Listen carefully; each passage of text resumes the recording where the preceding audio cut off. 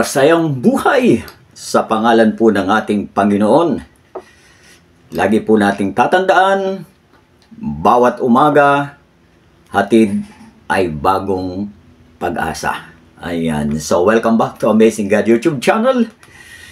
So, medyo po matagal-tagal po tayong hindi po nakapag-air sapagkat marami po tayong inasikaso. But sa pagkakataong ito ay hindi ho tayo papipigil upang patuloy po natin na gampanan ang trabaho ho ng isang magangaral, no? At patuloy po tayo magninilay ng mga salita ng ating Panginoon sa pamamagitan ng kanyang mga salita at sa gabay at pagtuturo ng banal na Espiritu. Ayan. So, ngayon pong taon na 2024 ay mag-uusap po tayo patungkol po sa tinatawag na a committed life to Jesus. Ayan. Isa pong napakagandang paksa ito pong ating pag-uusapan sa pagkakataong ito sapagkat napakahalaga po na ang buhay ng lahat po ng tao ay makapag-commit sa ating pong Panginoon. Ibig kong sabihin ng committed ay yung pong nakatalagang buhay sa Panginoon. Ibig sabihin ay siya ho ay pag-aari ng ating Panginoon. Although marami naman pong mga tao na nagsasabi na sila ho ay pag-aari ng Diyos. Ayan. So, kaya lang ay bagamat alam po na napakarami na wala naman talaga tayong pag-aari sa mundong ito dahil lahat naman po talaga ay hiram. Kaya lang ang isa hong bagay na hindi po napapansin ng tao ay kapag tayo po ay committed sa ating pong Panginoong Hesus, ano ba ang ibig sabihin nito sa harap po ng ating Panginoon? Ayan. At yan po yung ating pong pag-uusapan sa ngayon. Ano po? At yan po ay ating pong matatagpuan.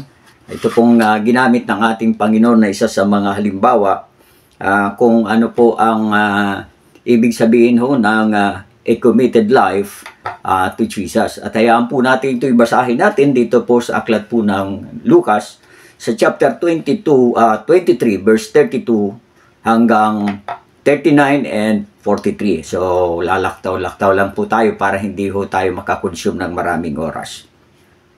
Ayan, sabi po dito sa 32, at dinala rin naman na kasama niya ang dalawang tampalasan upang patayin. Ayan. So, meron pong dalawang tampalasan. Sabi sa ibang term ay magnanakaw. Ito ay kasama ng ating Panginoong Hesus doon sa tinatawag na krus ng Calvary o Kalbaryo, no? At babasahin po natin itong verse 39 to 43. Ang sabi dito, at siya inalipusta ng isa sa mga tampalasan na nabibitin na sinasabi, hindi bagay ikaw ang Kristo, iligtas mo ang iyong sarili at kami. Sa verse 40, datapat sumagot ang isa at pasaway sa kanya'y sinabi, hindi ka pa baga natatakot sa Diyos. Yamang ikaw ay nasa gayon ding kaparusahan. 41, at tayo sa katotohanan ay ayon sa katuwiran kapag tinanggap natin ang nararapat na kabayaran sa ating mga gawa.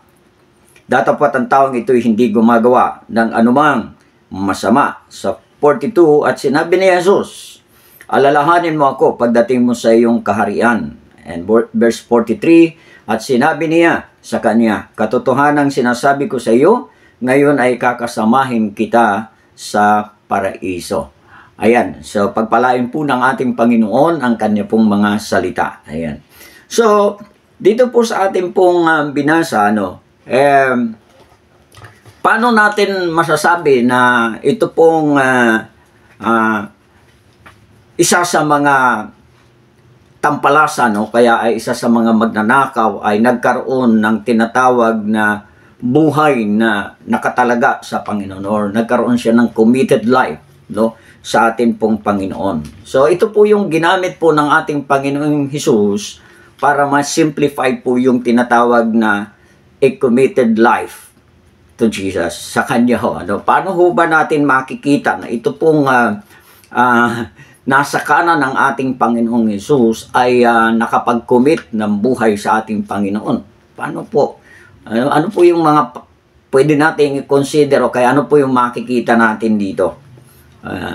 So,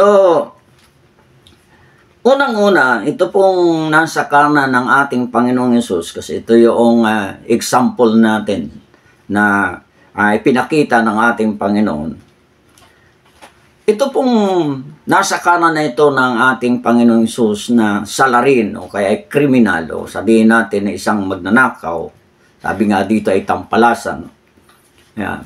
Malinaw po dito para doon ho sa ika nga ay magnanakaw na ito na nasa kanan ng ating Panginoon. Unang-una malinaw sa kanya na siya po ay malayo na sa kanyang pamilya sa laman. Kumbaga, parang nakalimutan niya na po yung kanyang pamilya sa laman. Ano po?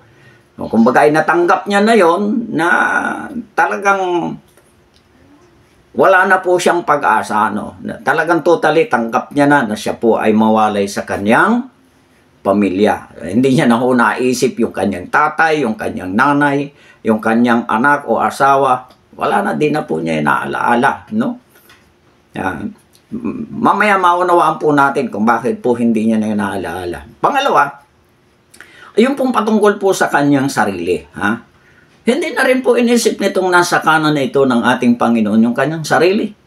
Para po bang nawala na lahat sa kanyang sarili yung pong mangarap kung ano pang plano niya sa mga darating na panahon personal sa kanyang buhay. So yun po yung pangalawa na para bagang isinit aside na ng itong nasa kanan na ito ng ating Panginoon. Okay? At ang pangatlo ay iniwan na rin niya yung tinatawag na kasalanan. No? Kung dati siya ho ay magnanakaw o ano pa namang ginagawa niyang kasalanan o kamalian, wala na ho siyang plano na ito po ay balikan. Diba?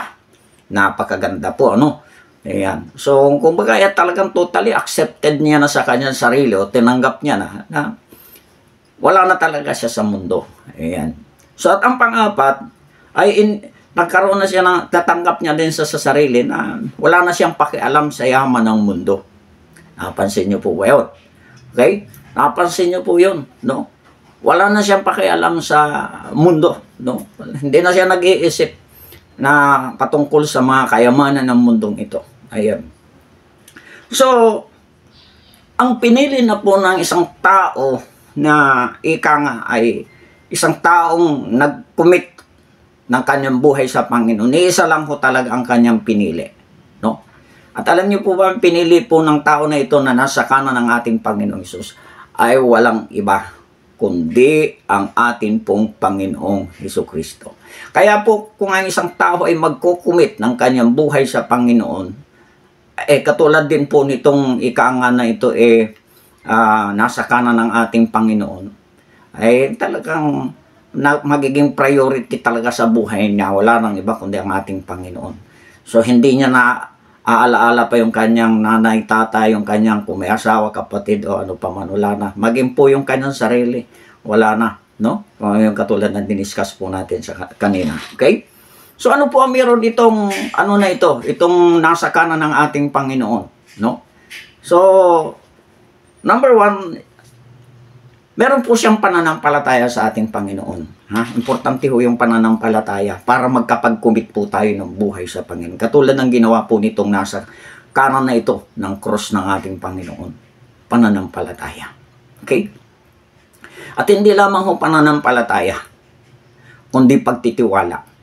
Kaya natutunan nitong nasa kanan na ito na itiwala ang kanyang buong buhay sa pangalan ng ating Panginoon.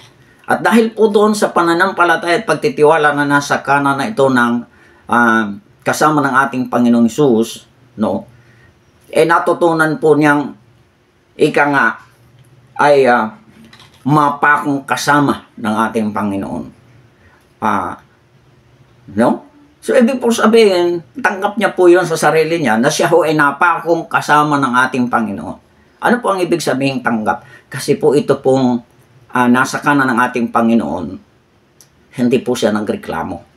Kaya tanggap po niya na siya ho ay mapakong kasama ng ating Panginoon. Nagawa niya po yun na tanggapin na siya ho ay kasamang mapako ng ating Panginoon sa krus ng Kalbaryo. It is because siya ho ay may pananampalataya sa Panginoon, at pangalawa, siya ho ay buong tiwala na pinagkatiwala niya ang kanyang buhay sa Panginoon. Okay? And lastly, ay ito pong tinatawag na namatay siya hong kasama ng atin pong Panginoon. Ayan. Ganun po pala, no? Kaya once po, ito po isang larawan na kung saan ay buhay na nakatalaga sa Panginoon. A committed life to God. Ayan. Malinaw na po, ano? Malinaw na po. Okay. So, tingnan naman po natin itong nasa kaliwa ng ating Panginoon. Ha? Ito pong nakapako. Nakapako din po siya, no? Kaya lang, ito pong nakapako na ito, hindi po niya tanggap na siya po ay mapakong kasama ng ating pong Panginoon. Ayun. Ito po yung tinatawag na itinulak lang, no? Hindi po niya tanggap. Ano po ang katunayan na hindi po tanggap nitong nasa kaliwa ng ating Panginoon ang kanyang pagkapako? Ayan. Ano po ang sabi niya sa ating Panginoon? Okay? Ang sabi niya sa ating Panginoon, babasahin po natin, ano? Itong insulto na ito. Sabi dito, at siya'y inalipusta ng isa sa mga tampalasang nabibitin. O yan. Inalipusta. Isipin po ninyo, habang nakabayubay, dahil hindi po niya tanggap na siya po ay nakapakong kasama ng ating Panginoon, inalipusta po niya ang ating Panginoon. Okay? Sabi dito, sinasabi, hindi bagay ikaw ang Kristo? O yan. Okay, tamo? May kasama pang panunuya o kaya ay pang-iinsulto. Sabi dito, iligtas mo ang iyong sarili at kami. Ayan, pansin po ninyo, iligtas ninyo ang iyong sarili at kami. Ayan, okay? Pansinin po natin mabuti. Bakit gusto po noong nasa kaliwa ng ating Panginoon na makaligtas o kaya makawala po doon sa tinatawag na pagkakapako sa krus ng Kalbaryo? Ayan. Kabaliktaran naman po ito doon sa buhay po noong naunahong nung nasa kanan ng ating Panginoon. Kabaliktaran. Siyempre, ito pong nasa kaliwa ng ating Panginoon, meron po siyang mga iniisip. Kaya ang gusto niya, makalaya po siya doon sa krus ng Kalbaryo. Makawala po siya doon. Okay? Ano po yung iniisip nito pong nasa kaliwa ng ating Panginoon? Kaya gusto niya hong makawala, makalaya. Okay? Una, maaari pong itong nasa kaliwa na ito ng ating Panginoon, meron po siyang magulang. Okay? Hindi po niya maiwan ang kanyang magulang kasama ng ating Panginoon. Maaring ito po ay may kapatid, hindi rin po niya kayang iwanan, kaya gusto niyang bumalik sa mundo, makalaya. Tama po ba? Maaring ito din po ay may asawa. Maaring ito din po ay may mga anak. Okay? So ano pa? Yung gusto niyang balikan. Ayan. Ayan, ito po. Yung sarili po niyang kalooban ang gustong masunod sa halip na ho yung kalooban ng Diyos. Kita po natin. Okay? Napansin niyo po ba yun? Ang gusto nung nasa kanan ng nasa kaliwa ng ating Panginoon, yung kalooban niya ang masunod. Isipin mo yan, inutusan pa ang ating Panginoon. Sabi niya, kung ikaw talaga ang Misaya o kaya ang Kristo, bumaba ka, sabi diyan, iligtas mo ang iyong sarili. Pati na kami. Isipin mo yun. Okay? May hamon pa, ha? So ngayon, hindi lang ho yung sarili niya ang iniisip niya. No? Yung sundin yung sarili niya, yung gusto niya. So pangatlo, siyempre, nandoon din po, babalikan niya po yung pagnanakaw, yung masasamang gawi, mga bisyo. Babalikan yung mundo. Naunawaan po ba natin? Kaya gusto niya makalaya. At yung pong pang-apat, babalikan niya po ang mundo. Siyempre, nandoon ho yung layaw eh. Okay? Malaya. Nandyan yung mga kayamanan, nandyan yung mga posisyon, kapangyarihan, marami pang mga bagay. Kaya ito, hindi ho ito matanggihan noong nasa kaliwa ng ating Panginoon, kaya gusto ho niya makalaya. At ito rin ho yung dahilan kung bakit ho itong nasa kaliwa ng ating Panginoon, hindi po nakapag-commit ng kanyang buhay sa Panginoon. Naunawaan mo ba natin? Kaya makikita po natin dito sa dalawang tao na ito, yung a committed life. sa Panginoong Hesus at saka yung buhay na ayaw na mag-commit sa ating Panginoon. So magkabaliktad, opposite. Okay. Ngayon, after the cross of Calvary, after the redemption, alam niyo po, sa panahon na ni Apostol Pablo, at dapat po natin itong maunawaan na si Apostol Pablo, siya po ang apostol ng mga Hintil. Ngayon, ang katanungan, ito po ba si Apostol Pablo ay naranasan po nitong nasa kanan ng ating Panginoon para lamang patunayan na si Apostol Pablo po ay nag-commit ng kanyang buhay sa Panginoon? Opo. Hindi nga lang ho ito yung tinatawag pong literal, kundi ito po ay yung tinatawag na spiritual. Bakit po? Sinabi po ito ni Apostol Pablo, na apostol po ng mga Hintil. Sinabi po niya dito sa Galatians chapter 2, verse 20. Ito po ang pagkasabi ni Apostol Pablo. Ako'y napako sa krus na kasama ni Kristo at hindi na ako ang nabubuhay, kundi si Kristo ang nabubuhay sa akin at ang buhay na ikinabubuhay ko ngayon sa laman ay ikinabubuhay ko sa pananampalataya at ang pananampalataya na ito is anak ng Diyos na sa akin ay umibig at ibinigay ang kanyang sarili dahil sa akin. Ayan. Kung ito pong nasa kanan ng ating Panginoon ang mag-commit siya sa ating Panginoong Hesus ng kanyang buhay, meron din po siyang apat na maaring i-consider po niya. Okay? Si Apostol Pablo, kinonsider niya yon nung siya po ay tawagin ng ating Panginoon. Diba? Tinawag siya bilang apostol. Napapansin po natin, kailangan niyang iwan ho yung kanyang pamilya. Literally. Kita po natin ba yun? Yung ginawa ni Apostol Pablo. Kasi nag-mission siya sa iba't ibang lugar. So, pangalawa, ay iniwan po niya yung kanyang sariling kalooban. Dahil kung sa sarili lamang po niyang kalooban, mananatili na lamang po siya sa bilang anak po siya ng Pariseo. At ang natapos ni Apostol Pablo ay attorney o kaya abogado. So doon na lang dapat siya, pero hindi. Yung kalooban niya, sabi nga niya doon, siya ay napakong kasama ni Kristo, kasama na po doon yung kanyang kalooban. So lahat po yun. So pangatlo, hindi lang ho yung pamilya ni Pablo, iniwan niya yung kanyang kalooban, yung pong ika nga ay mga kalayawan ng mundo. Okay? So, yung kasalanan, iniwanan niya po yan noong mga panahon. Dahil siya po ay nag-commit ng kanyang buhay sa Panginoon. Okay? Ano pa? Maging ho ang mundo. Yan, maging ang mundo, maging ang kayamanan ng mundong ito. Iniwanan din ni Apostol Pablo. Sabi nga niya sa ilang mga sulat niya, inarin niyang kalugihan ang lahat ng bagay, makamtan lamang niya ang ating pong Panginoon.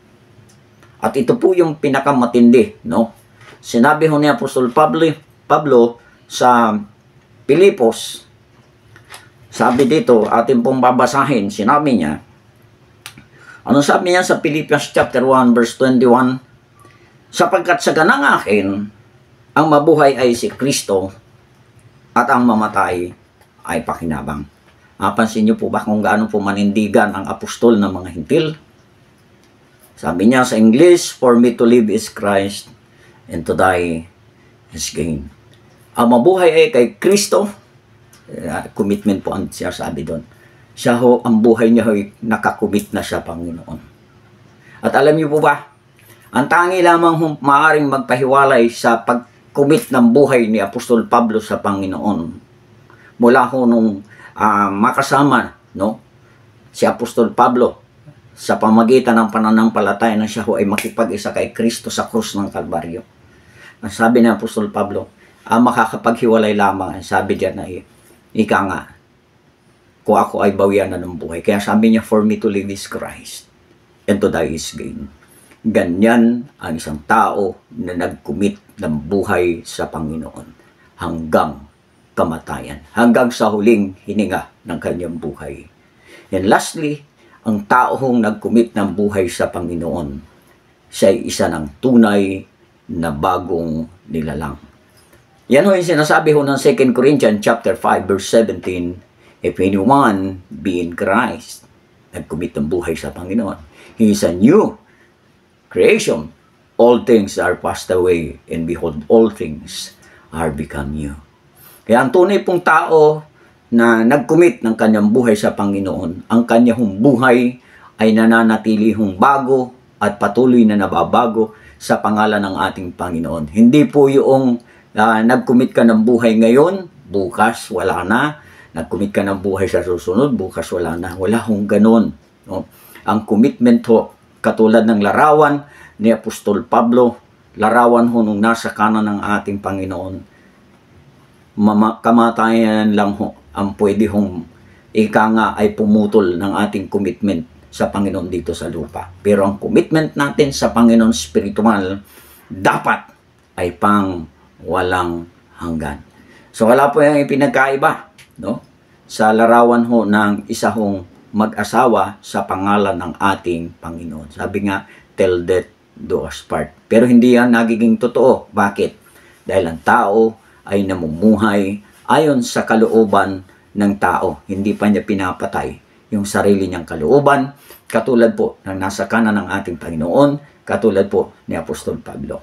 Kaya muli po, sa taong 2024, sana po ay mapag-aralan natin kung paano po natin iko-commit yan ang ating buhay sa ating pong Panginoon sa liwanag at gabay at pagtuturo ng banal na Espiritu. Tandaan po natin sa ating pong pagtatapos, ang commitment, ito man ay sa iyong asawa o sa isang trabaho, yan ho ang nagpapatibay at nagpapatatag at nagdadala sa isang mabunga at matagumpay na bukas ngayon at magpasawalang hanggan. Kung wala hong commitment sa panig ng mag-asawa, kahit mag-asawa yan, sa isang kumpanya, sa isang trabaho, sa ano pa mang gawain, kung walang commitment, wala hong tagumpay. Wala hong pagtatagumpay. Kaya muli po, nawain na dagdagan po ang ating pong mga kalaman sa taong ito na ating pong kakarapin at patuloy pong magsama-sama sa pagninilay ng salita ng ating Panginoon. Salamat po sa inyong patuloy na walang sawa na pagsubaybay dito lamang po sa Amazing God YouTube channel. At sa ating po mga kaibigan na hindi pa po kayo nakapag-subscribe, please subscribe dahil mahalaga po yan. At ganun, share na rin po natin ang mga natutunan po natin. Muli po, maraming salamat, and to God be all the glory and praise.